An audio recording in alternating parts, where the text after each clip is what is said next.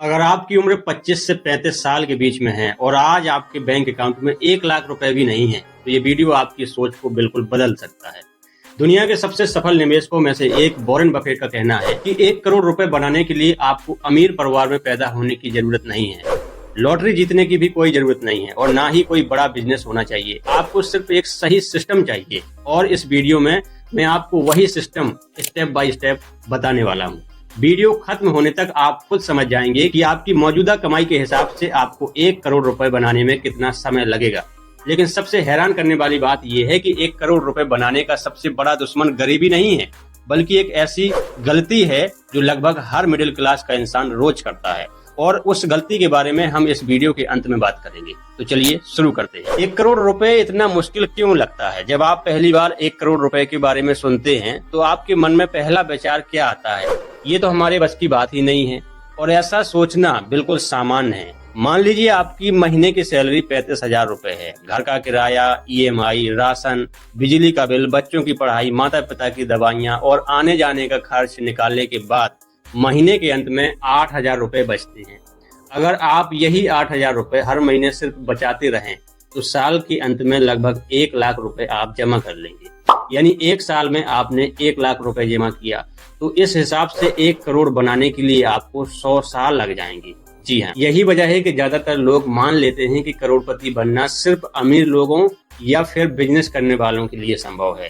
लेकिन यहीं से वॉरेन बफेट की सोच बाकी दुनिया से बिल्कुल अलग हो जाती है।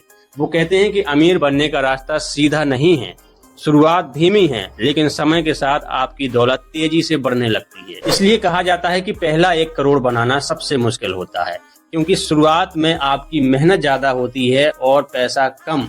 लेकिन एक समय ऐसा आता है जब पैसा खुद आपके लिए काम करना शुरू कर देता है। वॉरेन बफेट ने करोड़ों से नहीं बल्कि आदतों से शुरुआत की। आज लोग वॉरेन बफेट को अरबपति के रूप में देखते हैं, लेकिन बहुत कम लोग जानते हैं कि उन्होंने बचपन में अखबार बांटकर पैसे कमाने शुरू किए थे। वो कोई अमीर परिवार से नहीं थे, फर्क सिर्फ इतना था कि उन्होंने बहुत छोटी उम्र में ही पैसे की ताकत को समझ लिया था। सिर्फ 11 साल की उम्र में उन्होंने निवेश करना शुरू कर दिया था। उनकी सोच बहुत सरल थी, हर छोटा रुपए अगर सही जगह लगाया जाए तो वो भविष्य में एक बड़ी दौलत बन सकता है। उन्होंने कभी एक ही दिन में करोड़पति बनने का सपना नहीं देखा। उन्होंने सिर्फ एक सिस्टम बनाया कि कमाओ, बचाओ, निवेश करो और समय को अपना काम करने दो। यही सिस्टम आगे चलकर उन्हें दुनिया का सबसे सफल निवेशक बना गया। अब सवाल है कि अगर आज भारत में किसी की नौकरी है, सैलरी सीमित है और हर महीने सिर्फ 5 या 10,000 रुपए बचते हैं, तो क्या वो अपना पहला 1 करोड़ रुपए बना सकता है? इसका जवाब है हाँ, लेकिन उसके लिए आपको समझना पड़ेगा वो 4 स्टेप जिसने लाखों लोगों की आर्थिक जिंदगी बदल दी। आइए अब उस सिस्टम को आसान भाषा में समझते हैं। अगर आपको पहला 1 करोड़ रुपए बनाना है तो सिर्फ 4 चीजें समझनी होगी। पहला है इनकम यानी कि कमाई, हर महीने आप कितना कमाते हैं। दूसरा है सेविंग यानी कि बचत, उस कमाई में से कितना बचाते हैं।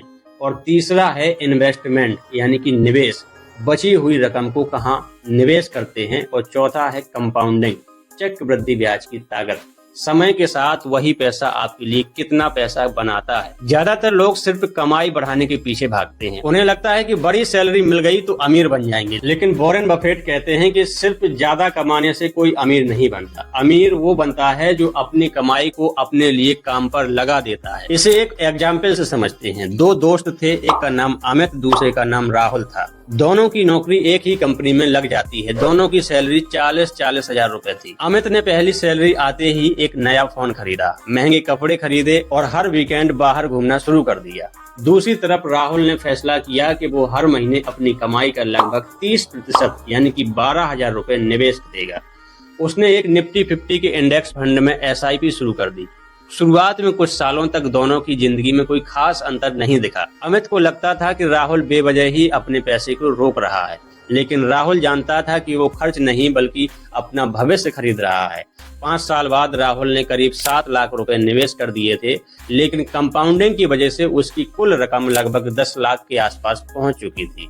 अमित हंसते हुए बोला, इतने सालों में सिर्फ कुछ लाख का ही फायदा हुआ। राहुल मुस्कुराया और कहा, कंपाउंडिंग शुरुआत में कछुए की तरह चलता है, लेकिन बाद में चीते की तरह रफ्तार पकड़ लेती है। समय बीत गया। करीब 20 साल बाद अमित के पास अच्छी सैलरी थी, लेकिन साथ में home loan, car loan, credit card का बोझ भी था।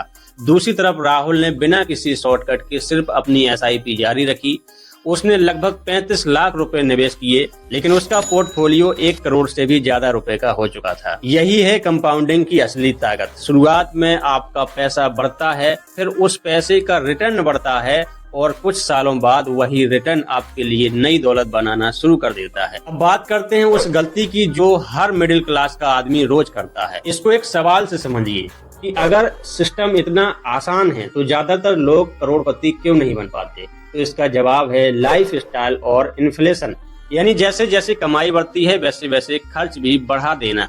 नई सैलरी आई तो नया फोन चाहिए, बोनस मिला तो नई बाइक चाहिए, क्रेडिट कार्ड मिला तो EMI पर नई नई चीजें खरीदनी है। यही सबसे बड़ा जाल है। वॉरेन बफेट कहते हैं कि अमीर बनने का रास्ता तो आसान है, लेकिन लोग धीरे धीरे अमीर बनना नहीं चाहते। याद रखिए, जो लोग दूसरों को प्रभावित करने के लिए खर्च करते हैं वे अक्सर अपनी आर्थिक आजादी खो देते हैं, और जो लोग पहले निवेश करते हैं वही बाद में बिना तनाव की जिंदगी को जीते हैं। अब सवाल